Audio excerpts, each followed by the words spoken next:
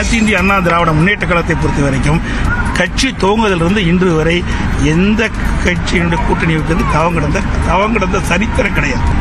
அதிமுக பொறுத்த வரைக்கும் பலமுருந்திய கட்சி. தோற்றுவித்ததிலிருந்து இன்று வரை எந்த கட்சியோட கூட்டணி வச்சாலும் தவம் கிடந்த சரித்திரம் கிடையாது.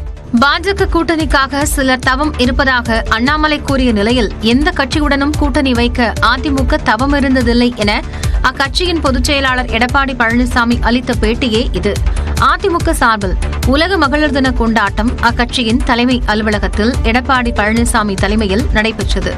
இதில் கேக் வெட்டி அதிமுக பெண் நிர்வாகிகளுக்கு எடப்பாடி பழனிசாமி வழங்கினார்.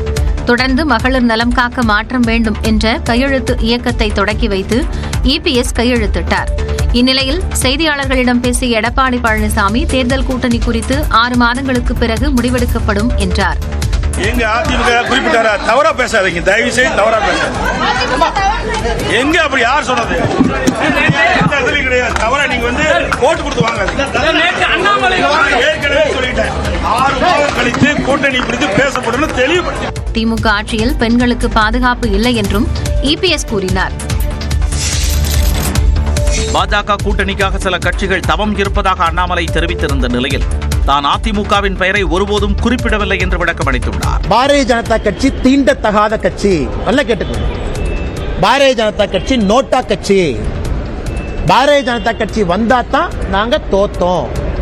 இன்னைக்கு பாரதிய ஜனதா கட்சி வேண்டும் என்று தவம் இருக்கக்கூடிய சூழ்நிலையை என்னோட ஒரு தலைவனும் தொண்டனும் உருவாக்கி இருக்க நான் பெருமைப்படுறேன், கர்வப்படுறேன். எடப்பாடி என்ன தெளிவா சொல்லியிருக்காருல்ல, நானும் தெளிவா சொன்னா. சொன்ன இடத்துல ஏடிஎம்கே என்ன குறிப்பிட்டேன்னா, நேத்து நான் பேசினதுல அதிமுக நான் குறிப்பிடல.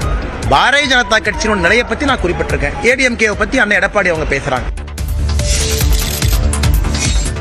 தொகுதி மறுசீரமைப்பு விவகாரத்தில் தமிழ்நாடு வஞ்சிக்கப்படுவதை ஏற்றுக்கொள்ள முடியாது என்று தேமுதிக பொதுச் செயலாளர் பிரேமலதா விஜயகாந்த் தெரிவித்தார்.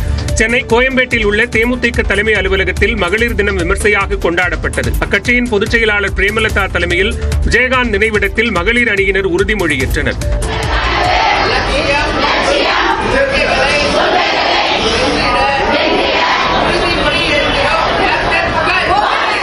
தொடர்ந்து மகளிர் அணியினருக்கு பிரேமலதா விஜயகாந்த் சாக்லேட் வழங்கி மகிழ்ச்சியை வெளிப்படுத்தினார்.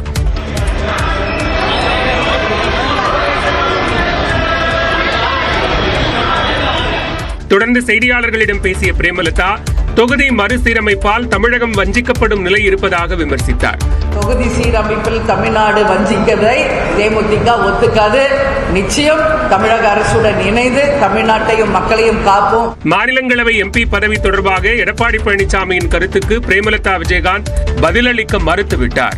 அதிமுக பொறுத்த எடப்பாடி பழனிசாமி மாநிலங்களவை சம்பந்தமா எந்த ஒப்பந்தமும் போடப்படவில்லை. நன்றி.